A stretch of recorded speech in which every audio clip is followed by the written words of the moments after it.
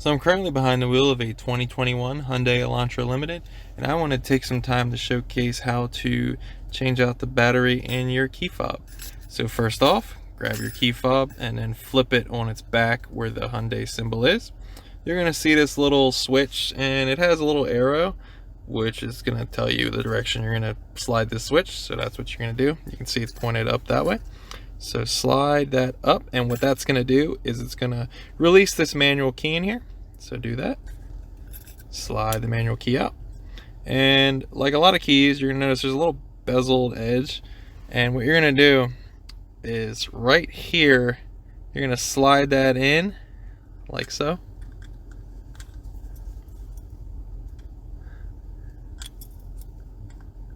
Slide that key in. You might have to flip it up or down depending on how it's in your hand. And then what you're going to do is twist up or down. I'm going to give you a better shot at what I'm doing. So twist up or down, and what that's going to do is separate the key into two halves. As long as you have that little bezeled edge in that slot. So twist up or down, and as you can see, it started to break apart. So gently, you need to put the manual key down for a second and gently pry it apart.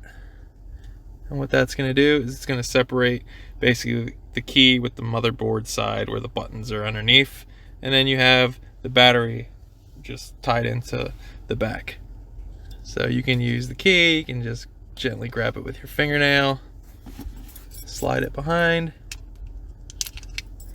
I'm just pulling it out to show you what type of key or what type of battery it is. So it is a CR2032. Now I'm kind of breaking my own rules. Try not to touch the back side of the battery because that limits the battery's life from the oils in your fingers. I like to always warn you of that. But now that you've swapped your battery in, you're basically going to do the reverse. So clamshell it all back together. Just pick a corner and start squeezing. You should hear audible clicks.